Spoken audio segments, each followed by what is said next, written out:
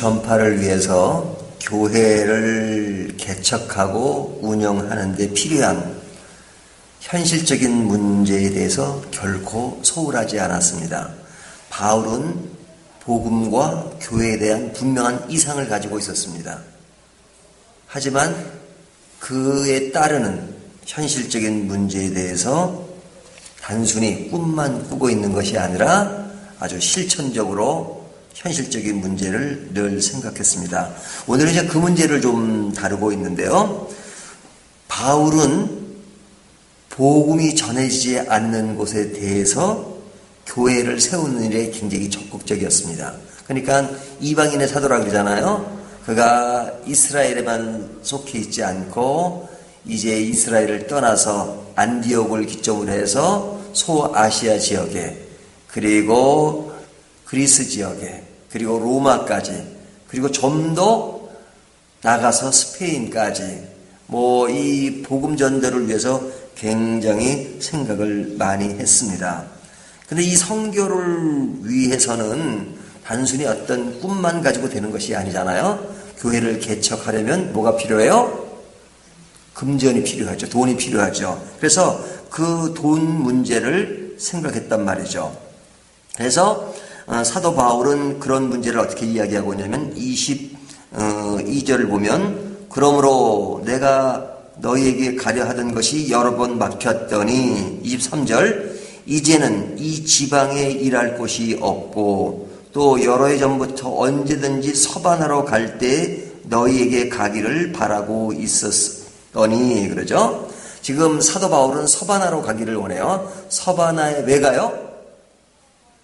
교회를 개척하기 위해서, 선교를 통해서 사람을 전도하고 교회를 개척하는데, 지금 로마 교회에다가 편지를 쓴 것은 뒤에 나오겠지만 그들에게 복음을 더 긴밀하게 전하는 내용도 있지만 그들로 하여금 서바나 교회를 도울 수 있도록, 후원할 수 있도록 그들에게 격려하는 편지인 겁니다. 그러니까 사도 바울은 실제적인 문제에 대해서 굉장히 적극적인 것을 보여주고 있어요. 또 24절에 말씀하시는 것이 방금 얘기한 겁니다. 24절, 이는 지나가는 길에 너희를 보고 먼저 너희의 사귐으로 얼마간 기쁨을 가진 후에 너희가 그리로 보내주기를 바람이라, 그러죠. 사도 바울은 지금 서바나의 교회가 세워지기를 원해요. 근데 로마 교회가 후원을 하기를 원해요. 근데 아직까지는 로마 교인들과 편지로 교류를 했지만 실제 만나보지 않았단 말이죠. 그러니까 얼굴을 몰라요. 물론 그 중에는 바울이 알고 있는 사람도 있었겠죠. 하지만 얼굴도 모르는 교회다가 어떤 교회를 후원해라, 헌금해라 하는 것은 좀 그렇잖아요. 그러니까 사도 바울이 먼저 너희들에게 나아가서 내가 너희들과 얼굴을 대하고 좀 더 긴밀히 사귄 후에 너희가 나를 서반학교에 보내주기를 원한다. 지금 그 얘기를 하는 겁니다. 24절, 너희와 사귐으로 얼마간 기쁨을 가진 후에 너희가 그리로 보내주기를 바람이라, 그러죠. 그러니까 사도 바울은 참 교회가 세워져서 그 안에서 복음이 전파되기를 바라는 그 간절한 마음. 그래서 어제 본문에 보면 사도 바울이 그런 말을 하잖아요. 나는 이미 교회가 세워진 곳에 더 이상 세우지 않겠다. 자기의 관심은 어떻게 하든지 복음이 없는 곳에 전파되어서 교회가 아름답게 세워지기를 바라는 그 간절한 마음을 피력하고 있단 말이죠. 하지만 그 문제를 위해서는 그냥 단순히 기도만 하고 단순히 꿈만 꾸는 것이 아니라 그것을 위한 현실적인 문제를 많은 이미 세워진 교회들이 그것을 도와야 되지 않겠느냐 하는 그런 생각을 하는 겁니다. 바울은 로마 교회와 또 서번학 교회도 생각하지만 25절을 보면 예루살렘 교회를 생각하죠. 그러나 이제는 내가 성도를 섬기는 일로 예루살렘에 가노니, 지금 예루살렘으로 간다고 말합니다. 이는 마게도냐와 아가야 사람들이 예루살렘 성도 중 가난한 자들을 위하여 기쁘게 얼마를 연보하였습니다. 이 연보했다는 것은 헌금했다는 거죠. 지금 바울이 고린도에서 지금 거기에 마게도냐, 아가야 성도들로부터 헌금을 받았습니다. 그 헌금은 누구에게 보내는 헌금이냐면 예루살렘 교회를 돕는 헌금을 받았습니다. 그러니까 그것을 전달하기 위해서 내가 예루살렘으로 간다, 유다로 간다 하는 것을 이야기하죠. 그래서 27절에 말하기를 저희가 기뻐서 하였거니와, 자, 뭘 기뻐서 했다는 거예요? 헌금을 기뻐서 했다는 거죠. 또한 저희는 그들에게 빚진 자니 만일 이방인들이 그들의 영적인 것을 나눠 가졌으면 육적인 것들을 그들로 섬기는 것이 마땅하니라. 지금 복음이 전파돼서 너희가 새로운 세계를 경험하고 있고 하나님의 백성이 되었다면 그건 영적인 것이다. 하지만 너희가 그런 것들을 빚진 것으로 생각하고 육적인 것으로 나눠야 된다 하는 얘기입니다. 이 육적인 것은 뭘 말하는 거예요? 헌금을 얘기하는 거죠. 너희가 다른 교회를 도와서 나누는 것이 필요하다 하는 겁니다. 자, 이 이야기를 통해서 이제 우리가 헌금에 대한 문제를 생각하게 됩니다. 자, 헌금은 영적인 것입니까? 육적인 것입니까? 예. 제가 어렸을 때 저희 부모님으로부터 늘 헌금 교육을 받았어요. 근데 아주 이렇게 그 헌금을 이렇게 준비할 때 아주 새 돈을 준비해요. 어떨 때는 뭐 다리미로 다리는 것까지 얘기하고 그랬어요. 요즘은 그런 사람 없죠. 근데 그럴 때마다 저희 아버지가 이 헌금은 하나님께 드리는 것이다 그래요. 늘 하나님께 드리는 것이다. 그래서 그 어린 마음에 이 헌금은 하나님께 드린다. 그러면 이 돈이 이렇게 날아가가지고 뭐 이렇게 하늘로 올라가나? 뭐 그런 생각을 다 했단 말이죠. 아주 어렸을 때. 근데 이제 어느 날 교회를 갔는데 예배가 다 끝나고 이제 그 당시만 해도 이렇게 헌금을 들어올 때 내는 게 아니라 이렇게 교회에서 일일이 이렇게 걷었잖아요.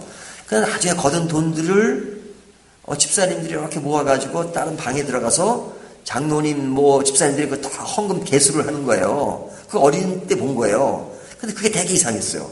아버지가 분명히 헌금은 하나님께 드리는 것이라면 하나님께 바로 가야 되는데 이 헌금이 사람들이 막 해가지고 막 돈을 막 쉬고 막 그러니까 아니 이거 뭐 하나님께 드리는 돈이 왜 사람들이 막 쉬고 그럴까?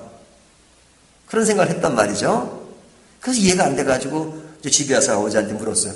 이거 헌금을 하나님께 드리는 것인데 왜 막 그냥 집사님들 장로님들이 돈을 다 세고 그리고 이렇게 막 묶어가지고 통에다 집어넣고 그러냐고 뭐 그렇게 질문했던 때가 있었습니다. 근데 이제 지금이야 이제 그런 문제가 뭐 전혀 뭐 이상하지 않죠. 자, 이 이야기를 왜 합니까? 헌금의 이상과 현실이 있는 거죠. 자, 우리가 신앙적으로 얘기할 때 헌금은 누구에게 드린다 그래요? 하나님께 드린다 해죠. 그러면 하나님께 드린다는 것은 모든 것이 하나님의 것이다. 그리고 하나님 나라의 은혜 아래서 이것이 교회를 세워지고 교회를 운영하는데 바로 쓰여지기를 바라는 거죠. 그러면 쓰여지는 그 과정은 뭐예요? 현실이잖아요. 그리고 교회가 운영되려면 여러 가지 비용이 필요한 거죠. 그건 현실이란 말이죠. 그러면 교인들은 그런 헌금에 대한 문제를 두 가지를 다 생각해야 되는 거죠. 하나님께 드리지만 그러나 이것이 현실 속으로 쓰여지는 것. 그래서 제가 연구에 있을 때 어느 교회를 보니까 되게 현실적인 면을 잘해요. 매년 초가 되면 교인들에게 무명으로 해가지고 내가 1년 그 예산을 하는 겁니다. 내가 헌금을 얼마나 드릴 수 있는가. 그러면 교회가 그걸 집계 해가지고 교회 예산을 세워요. 근데 그거 가지고는 조금 부족해요. 그럼 다시 목사님 간구를 합니다. 우리가 예산을 세웠는데 지금 좀 부족합니다. 얼마 정도 부족합니다. 그러면은 교우들이 다시 그거를 조정을 해요. 어떤 사람은 칼라 TV를 보던 것을 흑백 TV로 옛날이니까요. 그래서 그 전파세를 좀 덜 내고 그렇게 아껴가지고 이렇게 교회를 운영해가는 것을 봤어요. 그것은 뭐예요? 우리가 교회의 어떤 그 운영의 실적인 문제를 생각하는 거죠. 그래서 예를 들면 밝은 교회가 저희보다 아주 어려운 교회를 이제 몇 군데 이렇게 후원하고 있는데 그 교회를 후원할 때 뭐 교회가 어려우니까 그냥 바로 끊거나 그러지 못한단 말이죠. 왜 그래요? 저희는 보내는 게 얼마 안 되지만 그 받는 쪽에서는 그 돈이 클 수도 있단 말이죠. 그래서 고정적인 수입이 돼야 운영해야 되는 것을 할 수 있는데 어느 날 끊어버리면, 갑자기 끊어버리면 금방 타격이 오잖아요. 그렇기 때문에 늘 그런 것을 생각해야 된단 말이죠. 교회 내에서도 내가 개인적으로 내는 헌금이 일정 금액이 이렇게 충당돼야 되는데 내가 헌금을 끊었을 때 교회에게 바로 영향 가는 것은 없는가 하는 것은 믿음 밖의 생각이 아니라 믿음을 가진 자의 그런 생각이란 말이에요. 이상과 현실을 함께 생각하는 것. 그래서 바울은 지금 복음 전파로서 노력하면서 예루살렘 교회도 생각하고 또 서번약 교회도 생각하고 로마 교회도 생각하고 또 뭐 고린도에 있는 교회들, 소아시아에 있는 교회들을 생각하면서 늘 그런 일들을 했단 말이죠. 그런데 이제 오늘날 헌금을 그냥 무리하게 강조하거나 맨날 그냥 교회만 가면 목사님들이 헌금만 강조한다는 것 때문에 어려워하는 사람들도 있잖아요. 그러나 헌금을 강조해서 맨날 그런 것에 휩싸이는 것도 문제지만 그러나 현실적인 문제는 믿음의 문제가 아니라고 생각하는 것도 또 하나의 극단이라고 말할 수 있죠. 그래서 바울은 이런 이상과 현실을 조화롭게 생각하는 것이 로마서 거의 막바지에 가서 이야기를 하고 있는 겁니다. 그러면서 30절부터 33절까지는 이런 일을 위해서 기도해달라 그렇게 이야기하는 겁니다.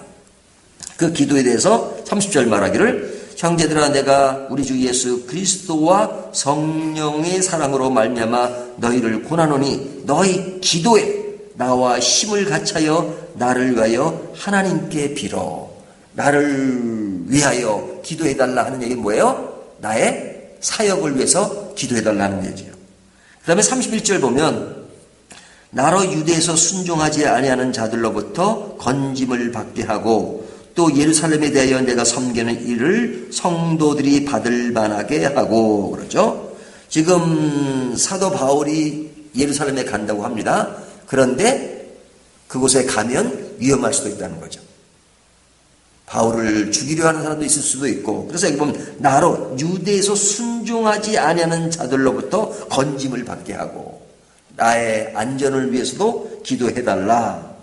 그러면서 32절 나로 하나님의 뜻을 따라 기쁨으로 너희에게 나아가 너희와 함께 편히 쉬게 하라 하는 이야기는 또 로마를 가고자 하는 그 마음, 그것이 끊임없이 마음에 작용하고 있는 것을 보고 있는 거죠. 그러니까 그런 일들을 위해서 기도해달라 그런 거죠. 그러니까 바울은 신앙의 이상과 현실이 있고 또 그 일이 이루어지기 위해서 늘 하나님께 기도하고 또 다른 믿음의 성도들에게 기도를 요구하는 그런 마음을 피력하고 있습니다.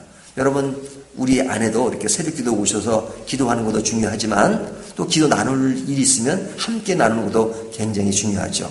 그런 경우는 어떻게 하면 좋아요? 요즘은 좋잖아요. 카톡이라는 것도 있고 그러니까 카톡이나 우리 새벽기도 카톡을 따로 이렇게 만들어서 하니까 거기다가 여러분의 기도 제목을 올리십시오.